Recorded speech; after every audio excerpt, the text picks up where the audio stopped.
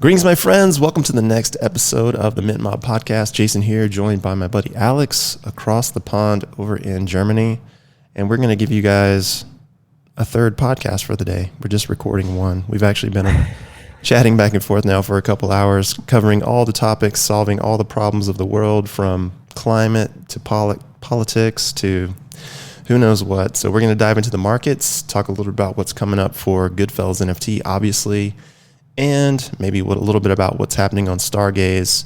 And up first, I'll just say hello to Alex, welcome you on, brother, and tell me what you're seeing. How's things out your way? Yeah, man. Looking. We've actually talked about a lot of stuff today, but we haven't really talked about the markets. As it looks like there is not even too much to talk about. One thing that was quite interesting. Let's maybe start with crypto here. I saw that Bitcoin is still somewhere around 58. And for those of you guys who wonder why we usually just talk about Bitcoin and leave out the altcoins. Obviously altcoins follow Bitcoin. So if we just talk about the granddaddy, we should basically cover it all. So yeah, we haven't seen a lot of price action recently, like 10% up and down is what we've been seeing for the past couple of weeks. And yeah, what I read today is that we should just wait for Q4, which should be the start of everything going up again. And the end of us seeing red numbers. What's your opinion on that? Yeah, I think so. I mean, we've got the election coming up. Well, first of all, I'll just say we're recording this on Labor Day here in the U.S., so if you're in the U.S. or someplace celebrating Labor Day, all the best to you. Hope you have a great day. And yeah, what I'm seeing in the markets is, obviously we've got the election in November, and we've got the Federal Reserve meeting very soon. And there's big talk of another interest rate cut. And basically what that means is if they cut the interest rates, it makes money more available and easier to borrow. So we call this like an easy money phase. And what a lot of people are predicting, analyst-wise, is that we're going to see a cycle. We're going to see the Federal Reserve enter into a cycle of basically perpetual interest rate cuts. And if that's the case, what we're going to see is obviously more money printing, more borrowing, more spending. We're going to see more investment, obviously, as people are looking for safe havens for their, for their cash, because in that environment, cash becomes less valuable. So, in this environment, you're going to see pretty much all assets go up. And then, of course, the best assets are going to be the ones who perform, or at least the assets that are seen as the best assets are going to perform best. And Bitcoin's going to be right at the top of the list. Adoption is continuing, and a lot of the information that's been coming out of some of these conferences. Michael Saylor, for example, was talking about this on X. He's basically laying out the roadmap as to how Bitcoin becomes adopted at a much faster rate due to some of the policies that he's hearing from, politicians and that sort of thing. So with the interest rates coming up, interest rate cut coming up, and with a projection for that to continue, that's going to be hugely bullish for the markets. Should drive Bitcoin through the roof. And then, of course, the only other bit of uncertainty would be the election. And, of course, once the election is decided, uncertainty will be gone, and then you'll see a strong move there as well. So once those two things occur, we'll go into late November, December, January. We should have a massive, massive run. This should be the beginning of the banana zone, as Raoul Pal likes to say. And I think that's accurate. I think that's what's going to happen. It's traditionally what's happened. The run-ups always happen toward the end of the year. And, barring some unforeseen catastrophe, which is always a possibility, that should be the case this time. So if there's some guy waiting on the sidelines, waiting for Bitcoin, go down to 40K again to jump in and find a good entry, do you feel like until the election actually happens, there will be still good possibilities to enter the markets, or you feel like, hey, get in September, or you will be, you will be too late? I think anytime you have a pullback is a good time to buy, honestly. So right now with Bitcoin sitting at 58, I mean, I'm a buyer. I've been buying Bitcoin all weekend. And I would recommend that to anyone who understands the technology. Obviously, if you don't know anything about it, I'm not telling you to sell everything and go buy Bitcoin. But if you have cash on the sideline, which is what you should be sitting on if you're looking at this as an investor or as a speculator, again, don't gamble the grocery money. You don't gamble the mortgage money. You got to take care of your family and yourself first.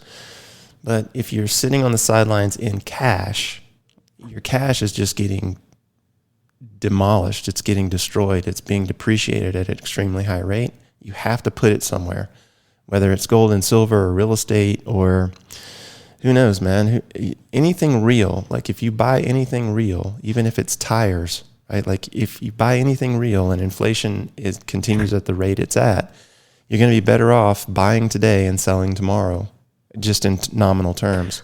So, I mean, that's how I look at it. Would you buy Bitcoin if it bounced back from like, I don't know, 100K to 80K? Yeah, for sure. What was like the most expensive Bitcoin you bought? I bought Bitcoin at every level. So I've bought it in the 60s. I don't remember if I bought it. Well, I take that back. I don't remember if I bought it when it went in the 70s. But I just nibble at it, wherever it's going, I just keep nibbling at it. I'm sure I bought some in the 70s. Most of mine I've bought. But are you like, yeah, go ahead. I was just going to say, most of mine I bought when it was like in the 20s. I bought some when it was in the teens. I bought some when it was even 400, but I wasn't smart enough to hold it. But do you also like keep track of it? Like, do you have like a big Excel sheet where you see like your average buy price? No, Coinbase does that for me. So basically, if you have a decent exchange, they're going to track all that for you. Well, I say that for you, they're really tracking it for themselves and for the government, but you can just look in there and you can see all your transaction history and you can see at the levels that you purchased. And so, for me personally, I don't look at it in terms of, am I up big or am I up small? I just look at it as, am I up? And so if, I know the majority of my purchases came in the teens and the 20s. So with Bitcoin at 58 today, I know I'm up at least 2x, maybe 3x. I don't need to know any more than that. Actually, a little worried about you like having all your Bitcoin on an exchange. Did I hear right? No, I don't have it all on an exchange. I just I buy it through an exchange, and the exchange tracks all of those transactions. So exactly. Yeah, okay. Yeah, and then from there, wherever you send it, hopefully is secure and private, and that's exactly what I do. That's good, man. And yeah, there were actually like when can we actually expect the cuts in interest rates? Well, it's a good question. I think let's see, when is the next Fed meeting? Let me pull that up. When is the next Federal Reserve meeting? Let's see what Google can tell us here. September, okay, let's see. So the next FOMC meeting, the Federal Open Market Committee, for those of you guys who don't speak in acronyms, is September 17th. So 2.5 weeks from now, 2 weeks from now, the Fed will meet, and then, usually they sit around for a couple days in some resort, congratulating themselves, patting themselves on the back at what a fantastic job they do of managing the economy. And then they pop out, kind of like a groundhog would on Groundhog Day, and then they say a few words, and then, all of the financial analysts get together and they read the tea leaves and throw their chicken bones down and figure out what kind of voodoo is happening, reading between the lines of the Federal Reserve meeting minutes. And, so there's a massive expectation that they're going to drop rates on this next meeting or after this next meeting. So that's the expected announcement. If that holds true, if that expectation holds true, you'll see a massive run up in pretty much all the markets, especially crypto. If not, you might see a massive drop. You might be able to get Bitcoin at a 20% discount. I don't know. We'll just have to see. But what's happening right now is, all of the analysts are kind of pooling their energies around this idea that there is an expected drop. So they're going to most likely do that because anytime you have an election year, the incumbent politician always wants to make sure that things look good on the surface. And one of the ways that they do this is they manage the economy via manipulated inflation rates, or I should say manipulated interest rates. So if people can see, oh, well, the interest rates are down, you'll see the politicians pop up on the news and talk about how they had a hand in lowering interest rates and helping people out and all this kind of crap. And it's the same every single time. So if they meet, or I'm sorry, after they meet, and then once they announce, or if they announce a rate cut, it's expected to be 25 to 50 basis points. You'll see a massive run up in the market. So it could be as early as mid to late September. So not too long. No, not long at Um, all. well, what I was just reading about, I'm not sure if you've read it. I don't know if how I could actually like miss it, but have you like jumping to the NFT markets now? Have you read about OpenSea having received a Wells notice from the SEC? I have, yeah. That's been all over the place. This is, I think, to be expected, to be honest with you. And this is, again, one of the things that we've talked about at length in terms of the fact that we need to make sure that what we're doing is at least future proofing against legalities like this.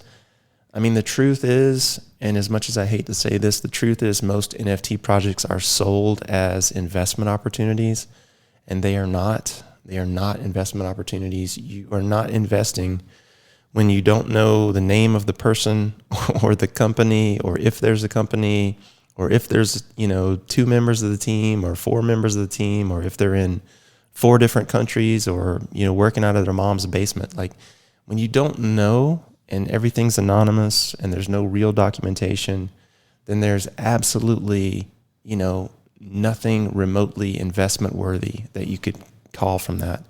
But when you jump on all your social medias and you're one of these people who's a founder, or at least calling yourself a founder, and you start selling, we're going to build this thing, whether it's a technical thing or, some sort of platform, or whether it's a service, whatever it is, if you promise people you're going to build something with the funds that you earn, that is technically just like an IPO.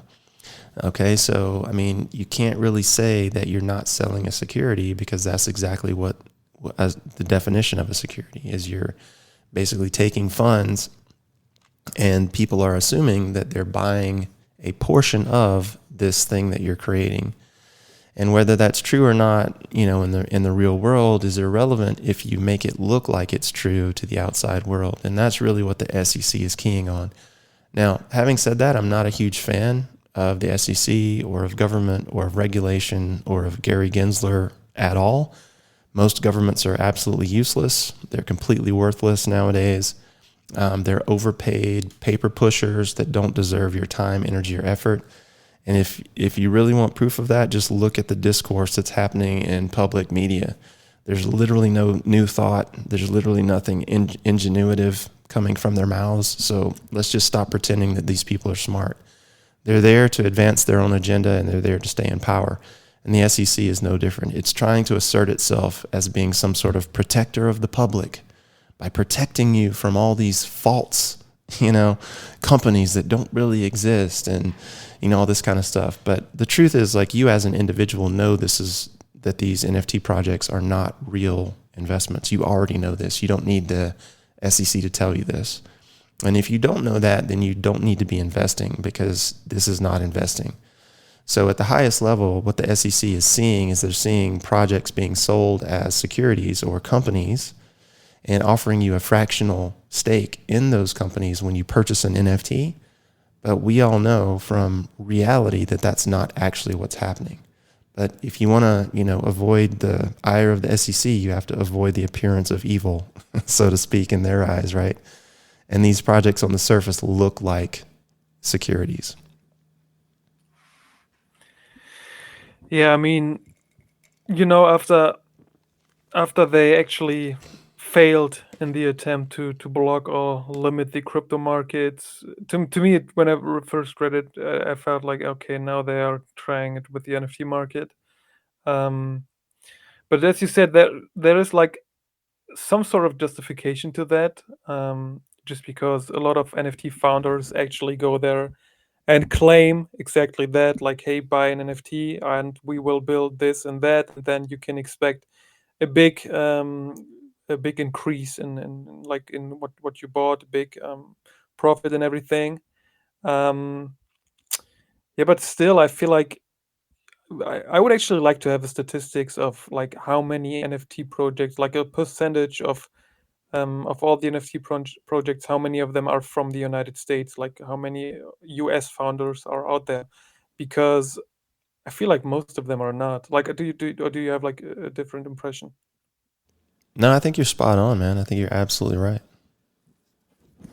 Yeah, and that's always when well, like because they want to limit the markets to the US. Do you feel like the audience is mostly US? You mean in terms of NFT sales in general?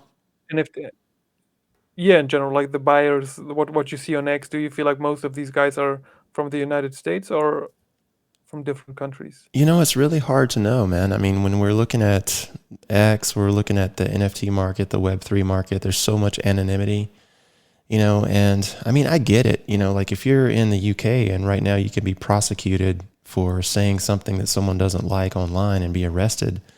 I mean, there's good reason for you to be anonymous.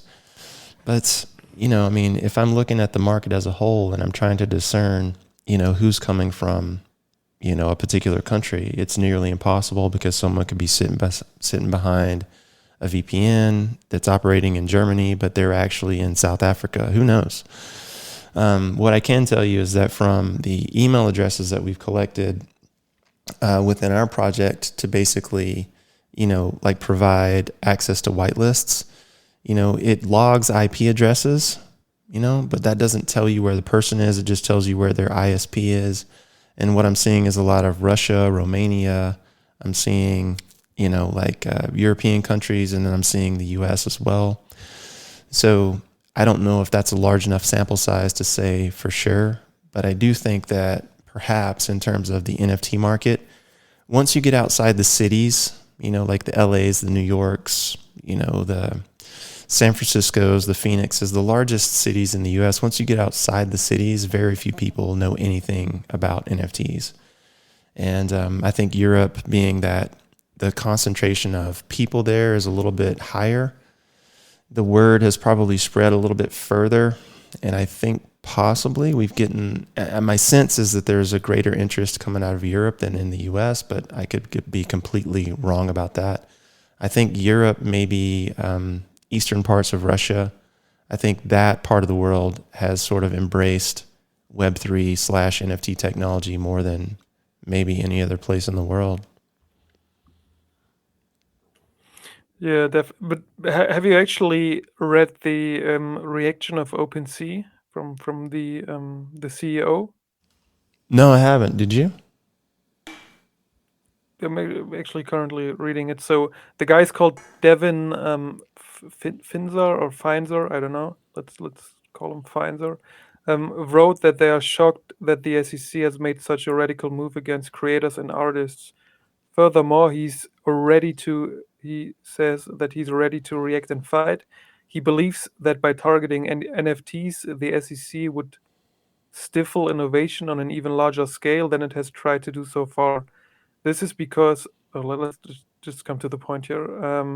Feinzer defines NFTs as creative goods, thus denying that they can be considered investment contracts.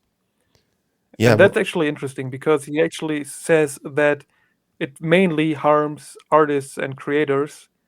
And yeah, this is true totally. Like, and what I like is that he declares that they are committing $5 million to help cover legal expenses for creators and developers who receive a Wells notice. Yeah, just to people like who would not have the resources to defend themselves. And this is great, man. And especially like with OpenSea, I think they're currently not even like the biggest marketplace anymore. yeah, it's great that they're that they're standing up and, taking a stand for what they think is right, and I appreciate that. And on the same token, or on the other, on the I guess by the same token would be the correct way to say it. By the same token, I think that, obviously their business is built on trading NFTs, right? Like that's how they make money. They take a fee on every transaction. And so, yeah, it's kind of fun to pop up and say, hey, we believe in creators and NFTs. And I believe that that's true. But the greater interest here is that they have a business that they have to protect. And that's good.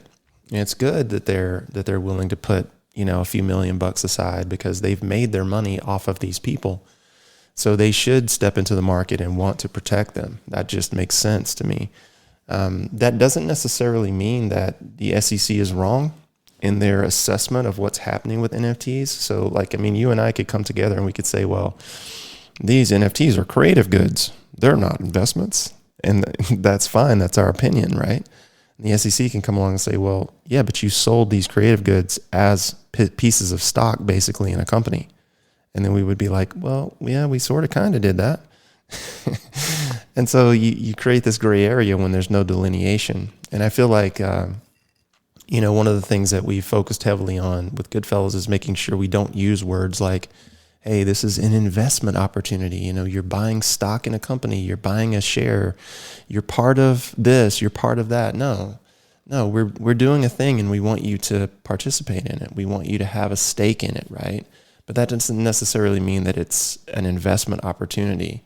And I think rather than saying the words investment opportunity, all these projects need to go back and basically just reformulate their verbiage and make it very clear that, hey, what we're doing here is, we want to basically crowdfund a project, and we're crowdfunding it this way.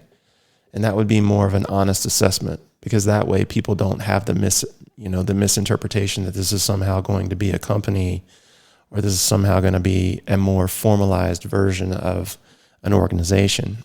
So I feel like, most NFT projects have done themselves and the market a disservice by calling it an investment or calling it a speculative play, because that invites the ire of everyone who regulates those markets, right? And until we can escape regulation, these regulators are going to do what they're paid to do, which is regulate. So we can't really, complain when they show up and say, oh, you did this the wrong way, or it looks like you're selling a security here, when in fact it does look like you're selling a security here. Yeah, but where I see like a pretty big problem is that when they talk about like NFTs in general, and like everybody should be aware that an NFT is actually like first of all, it's like just a token. You never know what's behind it. So from what I read about like what the SEC is doing, they put every NFT project like in the same box, without even looking at the purpose of every project. And I feel like you have to treat every project individually, and you cannot just say like, hey, they have like an NFT project that needs to be a security because they do this and that, and that's where I see some sort of like issue, because like everything can basically be an NFT. Yeah, 100%. I mean, it's not the NFT itself, it's just how it's positioned, right? If you look at, let's say you and I wanted to create, let's see, your family's in the car business, right? So, Yeah. so let's say you and I wanted to create a business that basically takes, I don't know, let's say we take old Jeeps and we rebuild them into these awesome 4x4s, right? And of course, it's like, $5,000 for a good set of shocks with reservoirs, and it's another $2,000 for wheels and tires. And then of course you've got labor and you've got all this stuff that you have to associate with it. And so we don't have the funds to create this business and pay rent and sign a lease. So we need to raise money. So we go into the marketplace and we say, hey, everybody that we know, hey, we're starting this business and we want you to invest in us. Somebody gives us 10 grand, someone gives us 50 grand, somebody gives us whatever. And we're promising to pay them some sort of return on that. Like they've invested in us. We're going to build this business. We're going to create these awesome 4x4s. Okay, cool. And then, let's say now, now we fail, or let's say the business is unsuccessful. Well, the difference is, okay, now they can come to us and say, all right, well, we gave you the money. You didn't do very well. We have an agreement with you. We know who you are, right? Like, what are we going to do to solve the fact that I've given you some money? Like, you owe me this money. And then we have to work something out because we all know each other, right? Or let's say the business is wildly successful and let's say we do $10 million worth of conversions, 4x4 conversions in the first year. And we've got a staff of 100 people and we've expanded the garage to 15 bays, who knows, right? And now these guys haven't received their money. They come to us and say, well, hey, you've been wildly successful. Where's our return, right? And in both of those cases, they know who to come to. They know what the purpose was and they knew what we were building. And we pitched it as, you're investing in us. We're taking from you with the hopes that we're going to give you more in return later. This is what NFT projects have done, but they've just not formalized the fact that they've done it with an agreement, with knowing who you're dealing with a company, with any, formal plans or legalities or organizations. And so when there's a gray area in these sorts of dealings, all of the regulators are looking at this and they're seeing this billions and billions of dollars worth of value trading hands in this market that is completely unregulated. And then they're seeing, people get screwed left and right. And then they're saying, well, you're selling these people on this idea that you're going to build something and then you're basically screwing them. We have to intervene. Like, that's our job, right? So, if you just look at it from reality, like, what they're doing is exactly what they're supposed to be doing in terms of the SEC. They're supposed to be regulating. Again, I'm not a fan of regulation. I wish it wasn't regulated. I wish people would just learn their lessons and get smarter and leave the markets alone. Let the markets be the Wild West. That's what they should be, because, smart money and dumb money basically end up changing hands, and it's the smart money that wins. And that gets the stupid people out of the market. That's the purpose of capitalism. So at the end of the day, like, I would rather there be no regulation, to be honest with you, because it makes the consumer like have to invest in an education and learn. And smarter consumers mean that businesses have to get smarter as well, and everybody wins. But that's not what's happening right now. We keep selling, we have these projects who keep selling thousands and thousands and thousands of dollars worth of tokens or collectibles or whatever you want to call them to people who are unsuspecting and who are new in the marketplace. And when there's so much hype built in and around a thing that really has no backing, no legality, no agreements, you don't know who the people are, there's a lot of, sort of negative things that can happen. Whereas, in a market where the actors, let's say, for example, Elon Musk, take a very obvious example. Well, he owns X. And, if he goes, let's say X is public, which I think it's not, right? They took it private. Or let's just say, for example, that X was a public company.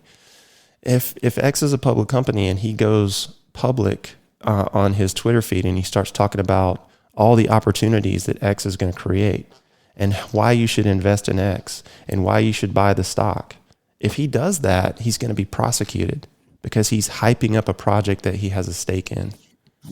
This is exactly what NFT people do. They hype a project that they have a stake in, but the difference is the buyer doesn't have any recourse at all. In most cases, doesn't know who the founders are.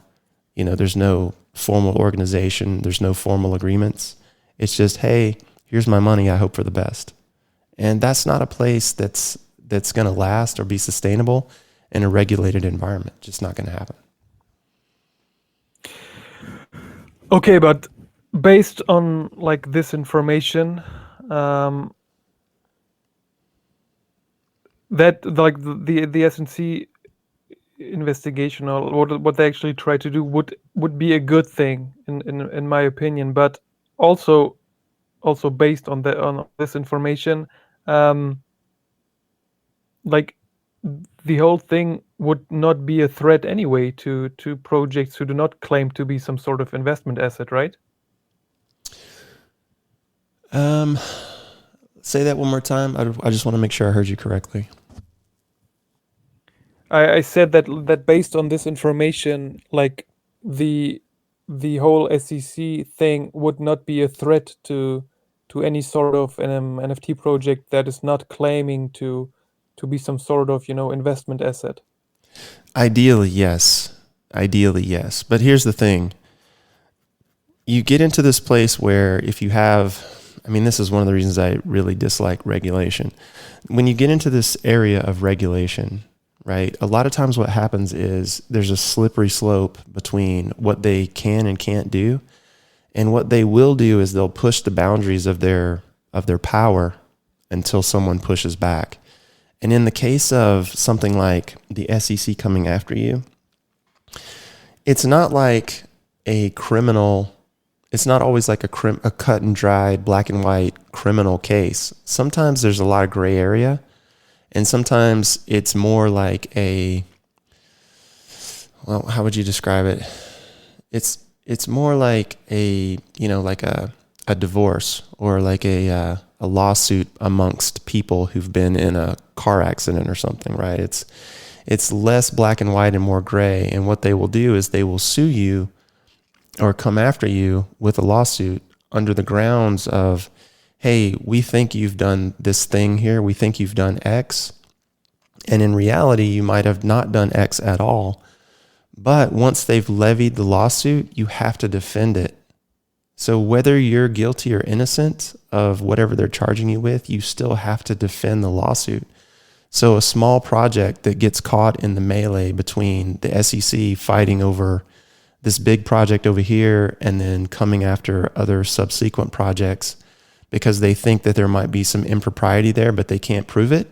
Once you're sued, you have to defend that suit. So that means that, hey, now you have to dedicate your time, energy, and resources to defending a lawsuit. You can no longer build what you're building. So regulation can creep into your life whether or not you've done things the right way or the wrong way, and that's the real problem with like the scope creep of an organization like the SEC. Because once they're in, and they're never going away. Yeah, definitely. So in the end, we probably just have to wait. Normally, everything the SEC does ends up going nowhere, like from what we've seen in the past. So we shouldn't be too worried, I guess. Let's hope so. But let's jump. Let's jump a little bit and like in our little Goodfellas Stargaze project that is currently running. Um, what we've done so far is basically we got in touch with Luis Batunos, who has been like the OG artist of the ladies, and he's currently cooperating with us for the upcoming Stargaze drop. And yeah, tell us a little bit, Jason. What's Luis currently doing? Yeah, so Lewis, I think I've mentioned this on the spaces a couple times, the OG artist who got screwed by Art of Mob, right? Art of Mob, actually, it's a perfect example of SEC coming after people because, right? Like, because like what was the whole thing in the Discord, right? Like we're going to drop the ladies and 7 ETH is programmed or whatever Yeah, that exactly. dipshit used to say, You're right? He was promising people like Yeah. that these tokens were going to go to 7 ETH, which was complete nonsense. Like, I mean, there's no way you can promise that, A, but B, you're selling people on buying these tokens based on the fact that they're going to make thousands and thousands of dollars, right? Like, this is a classic example of why the SEC can make these claims that these NFT projects are selling securities because they're promising a return on your money, right? Anyway, that's another long story. But anyway, so Lewis was the creator of this artwork, and the artwork is fantastic. But apparently what happened was he was fairly limited on his creativity by the initial requests from the founders who wanted the artwork to be a bit more, I guess you'd say, like older ladies, like older prominent ladies. Like there's like a lot of, like if you look at the clothing and some of the traits, I think they were going for sophistication, but they came off as more like aged. And so what we've done is we've come back with Lewis and we're like, listen, man, we love these forms. These forms are fantastic. The designs you've created are amazing. But let's go for a little bit more youthful, a little bit more sexy look, right? So what if we do the hairstyles this way, a little bit more realistic? And what if we do the clothing a little bit younger, a little bit sexier? Let's show off the female form a little bit more. And so I just put a packet together and sent it over. I think you've seen it as well. And that's basically the request that we're making. And so with the new artwork, that's what we're expecting. We're going to basically brighten it up, give it a little bit more of a youthful, sexy appearance. And, then of course, once we've got everything ready, we're going to end up dropping it on Stargaze. And that's kind of what's happening at the highest level. We're super stoked to see what Lewis comes up with because, man, the guy is just an incredible talent. And the fact that he got screwed by Art of Mob just pisses me off. So I'm really hoping that we can right the wrongs and, get Lewis back into the game here and get him paid and get him, into some royalties and what he's worth.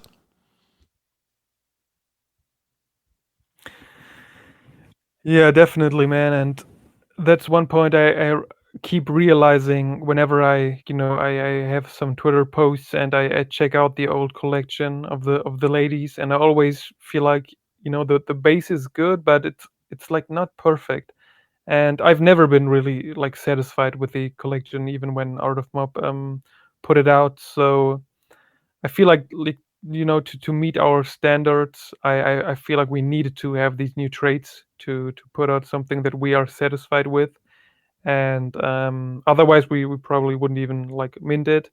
Um, and yeah, that's why I really look forward to what Lewis is doing and how all these pieces end up in the end. And we actually like we are 3 weeks away from the mint, like not even 3 weeks. So we're currently like we're a little short in time, but I'm sure we're going to make it, and couldn't be more like couldn't be more excited. And with all the stuff we heard from Stargaze, especially on the last spaces, I feel like there is like a very very cool community waiting there and being excited for the drop.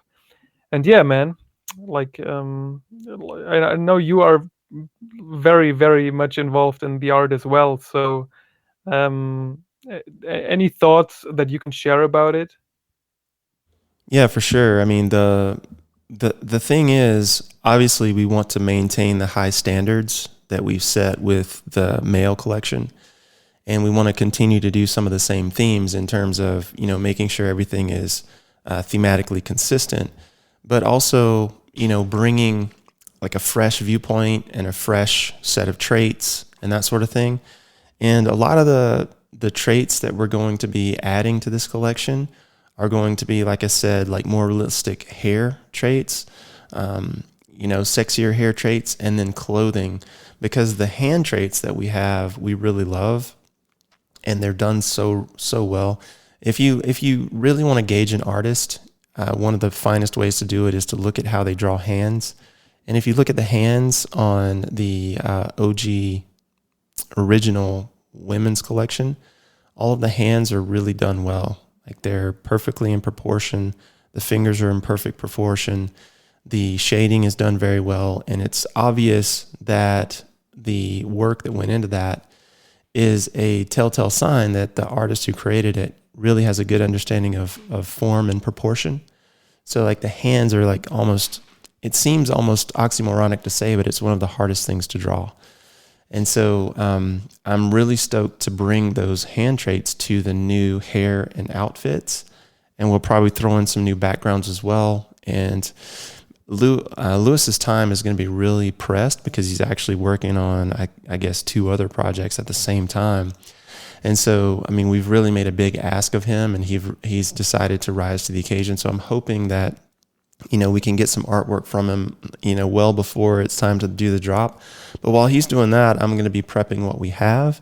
And I'm also going to be working on some unique pieces, maybe a couple one-of-ones to maintain that sort of consistency that we've had with the male form, and that we've got a one-of-one dropping on every single 100 pieces that we put out to add that visual interest and to, really keep the collection fresh and give people a reason to really jump into the artwork and dive in and to join the club, so to speak. So that's what I'm going to be working on while we wait for the final pieces from Lewis.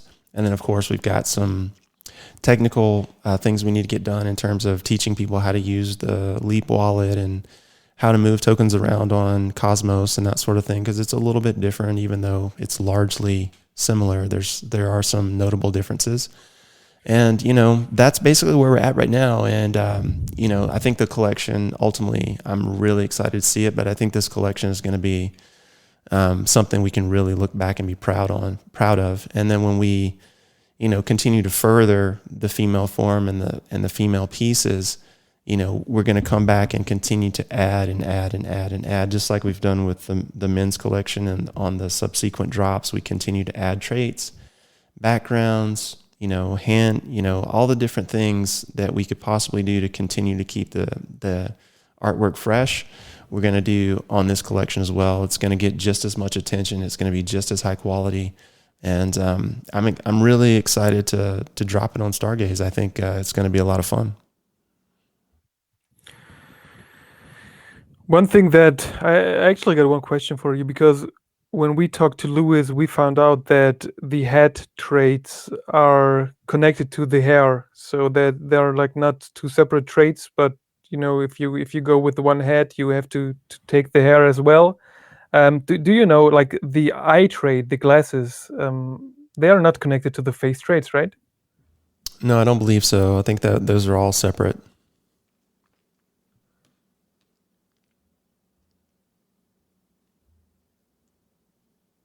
Around with these, and obviously, like on the former collection, there were no lady without glasses. Can we see that in the future, or like does that not work with the art? You actually broke up there for about 20 seconds. Can you just re-say that? I said that I wasn't sure if the eyewear was kind of connected to the head trait, like the eye trait, the background of the skin and everything. And then I asked if it was possible, because I've never played around with the layers, if it was possible to have NFTs without glasses. Yeah, I definitely think it's possible. I think that they did that with the glasses to give personality to the face, because it's very difficult when you don't have like any sort of facial traits to convey like a mood or an emotion. And of course, that's one of the things that artwork is designed to do. And I feel like they probably went with eyeglasses on all the pieces because it sort of made the face look like a face, look more like a face, right? So, I mean, there's a lot of different ways to do artwork that will not require that. And there's a lot of ways that we can do that with, say, for example, shadowing. We've talked about, like, as we go into some of the different eras and changing the male form and now the female form, like adding shading where it would normally be like a flat sort of look to the face. Instead of having that flat look, you actually have some dimension, almost as if like a human face is wearing like a piece of cloth covering it. You would still see shadowing around the eyes and the mouth and the nose. And that can bring some face in there. So these are some of the ideas that we're going to kick around going forward into the future, and figure out a way if we can possibly do that on future generations and eras. But for now, like, adding the eyeglasses or not will just be what we normally do. We're going to go through every single piece that's generated and make sure there's no duds. Like a lot of times when you have the computer generated art, you get kicked out some stuff that looks really bad. And of course, one of our commitments to quality is we want to make sure that doesn't happen. So, all of the pieces will be touched by hand for the most part. And if something needs to change to make the piece work, we'll do that. And we'll probably kick out some pieces that don't have the glasses or have different features that will not require them. So I'm just waiting for the final pieces from Lewis to get that together, and then we'll roll with it.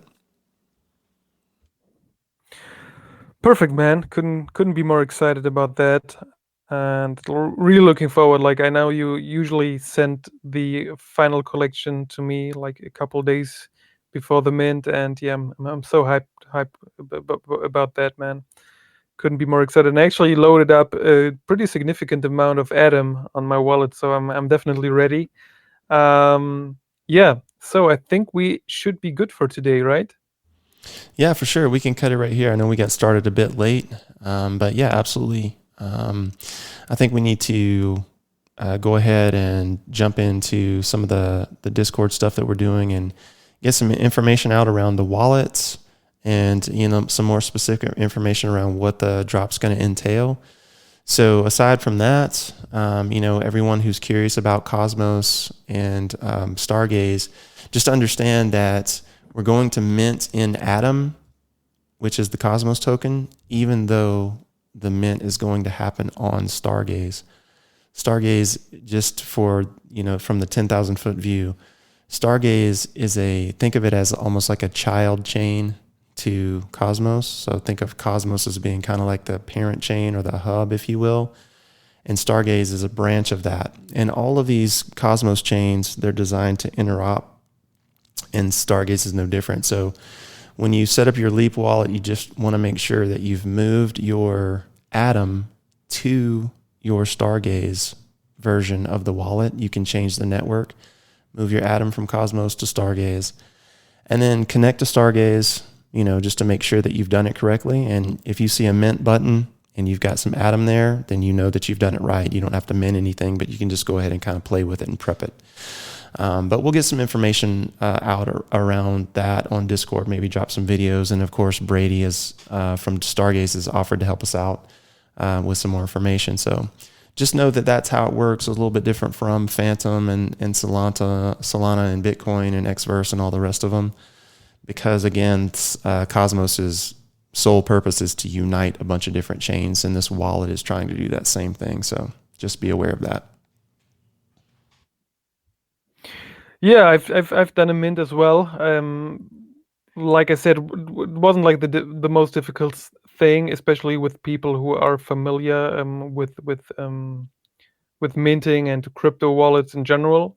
But I feel like putting out a little tutorial for that, maybe a little video, would be great for people who just want to be sure about everything, especially if we are like shortly before the mint. So that would be great. And other than that, we should be done for today. Thank you everyone for listening again. Looking forward to Friday Spaces. And yeah, we are not far from the mint actually. I remember when we planned that mint, which was I think in mid-August, I think. And yeah, time is flying. And yeah, soon we are going to have the ladies in our wallets for the first time. Can't be more excited for that. And yeah, this was it for today's episode. Yeah, do you want the final words, or can I wrap it up here? No way, man. You can always have the final word. So thank you everyone for listening, and see you guys next time. Bye bye.